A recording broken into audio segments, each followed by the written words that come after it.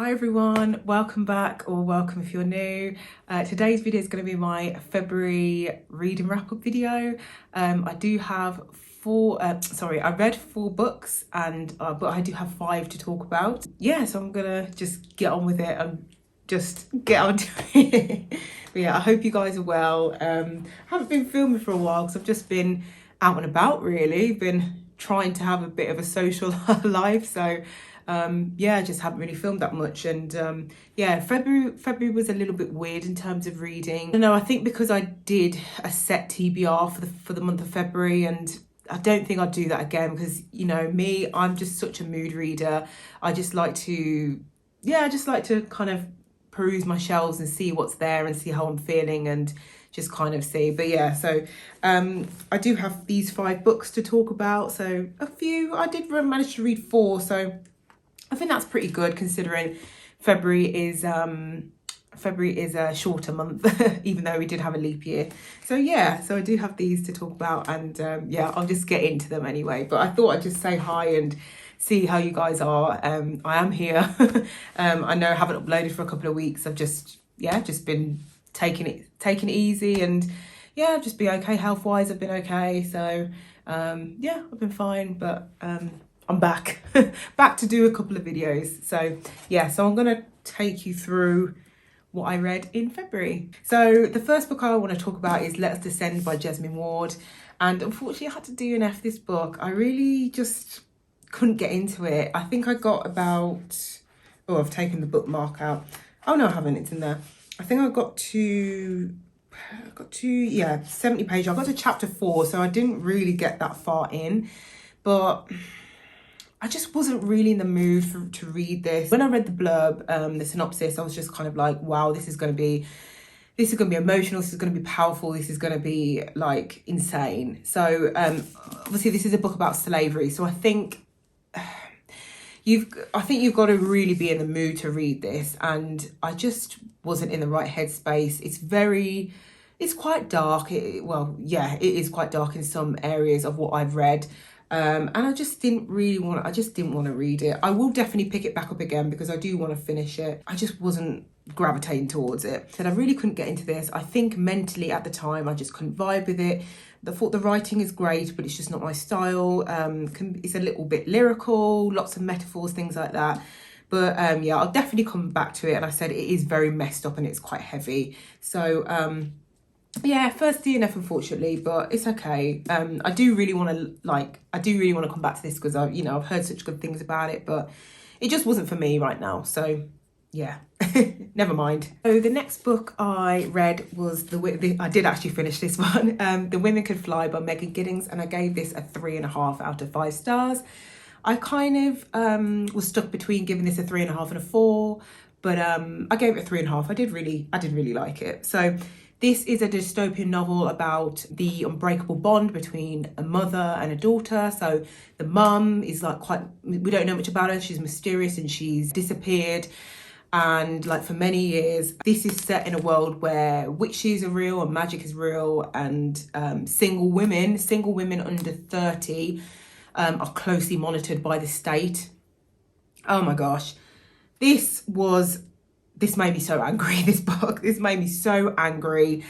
It's just full of misogyny. The main themes are like patriarchy, race, feminism, gender conformities, cultural and traditional expectations of women, queerness, childhood neglect, and just prejudice, misogyny, like just, oh my God.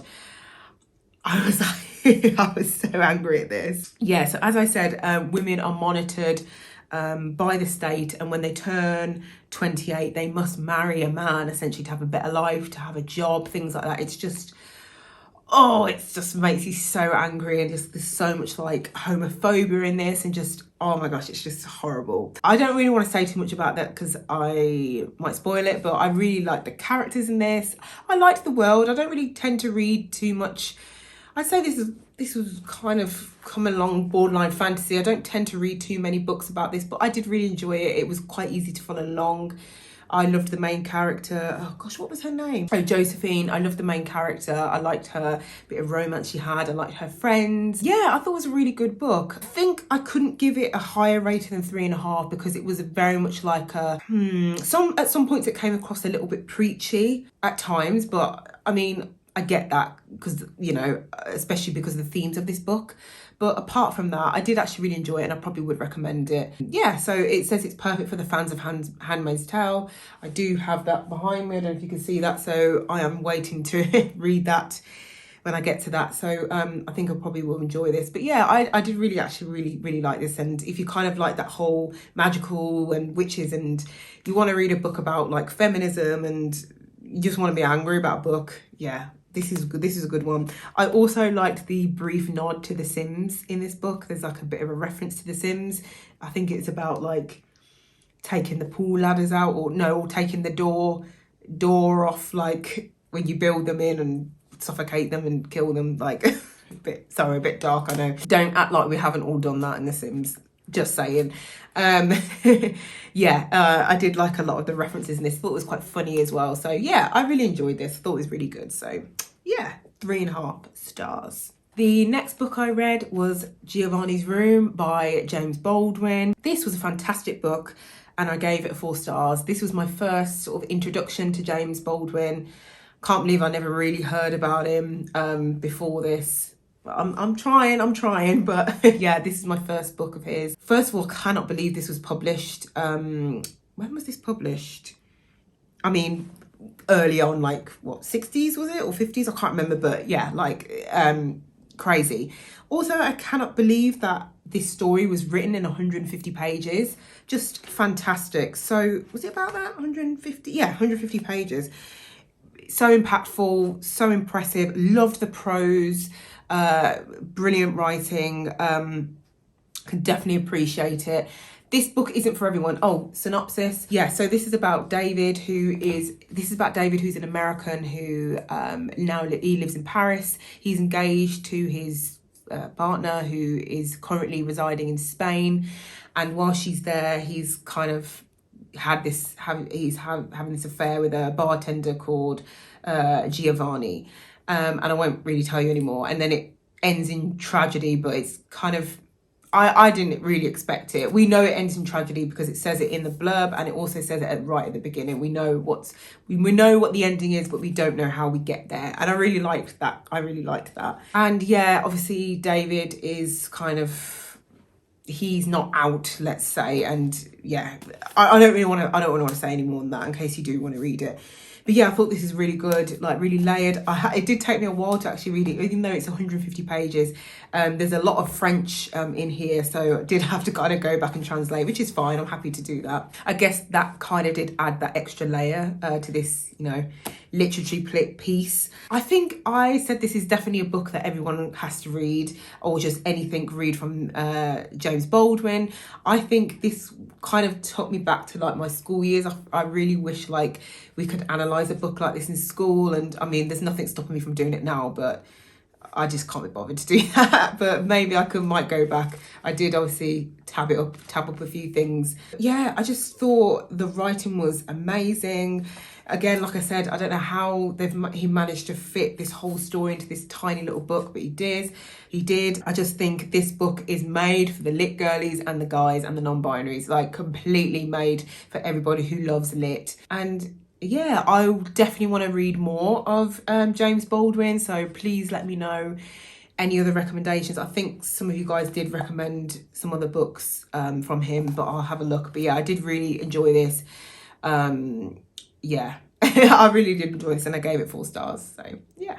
The next book I've got is Before I Let Go by Kenny D. Ryan, and I gave this a 4 stars as well. I really did enjoy this actually. This is a second chance romance, so we follow Yasmin and Josiah as they kind of navigate, they're kind of navigating their divorce, their separation and co-parenting. We start to see it kind of goes back and forth between how we see their relationship start to crack from quite a tragic event that happens, and then we go on to see if they can rekindle their love for each other essentially. Yeah, I thought this was cute. I thought this is a cute second chance romance book.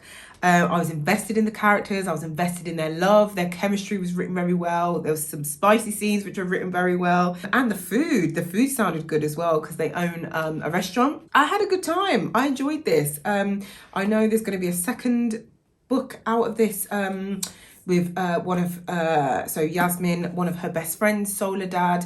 It will be all about her and her journey and her family, which I'll definitely will be reading. I do really like Kennedy Ryan's writing style. I did listen to this and read it at the same time as well, and I really did enjoy that. The voice actors were really good. Yeah, I highly recommend it if you're looking for a second chance romance, bit of steamy spice in there. I mean, I don't want to go too much into it, but yeah, I really liked the characters. Yeah, I thought it was good. So yeah, 4 stars.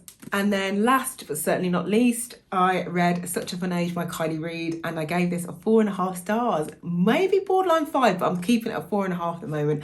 I really enjoyed this. I read this in a couple of days, probably less than a week.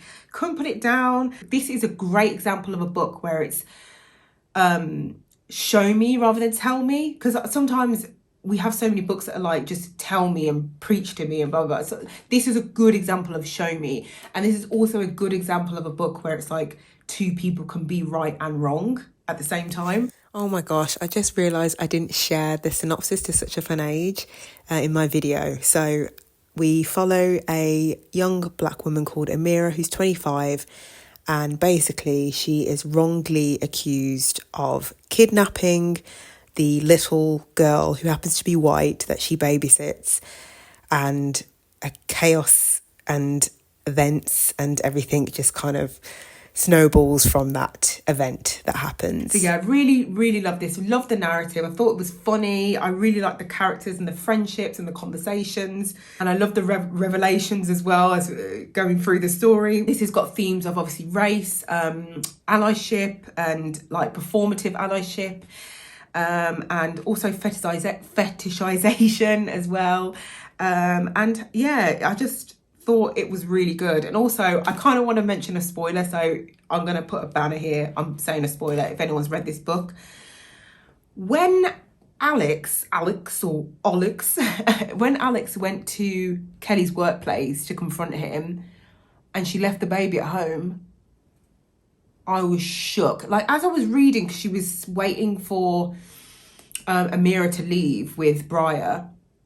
And as I was reading this, I was like, she ain't got the baby with her. Like, where the hell's the baby? I was like, that's poor writing if they've failed to, like, say that she has the baby. Because usually she wrapped the baby, like, strapped her or even put in the stroller.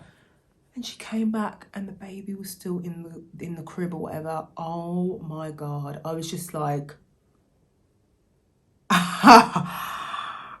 That's when I knew this woman was mad. I'm sorry. That's when I knew this woman was mad. I was just like, oh my God. Yeah, horrendous. But yeah, I really recommend this book. I thought it was so good.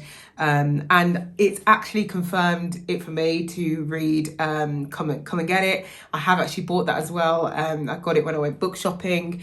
So I'll show you I'll show you my next video, my little haul that I got. I really enjoyed it. I can't believe it took me so long to read it, but I'm so glad I did. I thoroughly enjoyed it. It was really easy to read.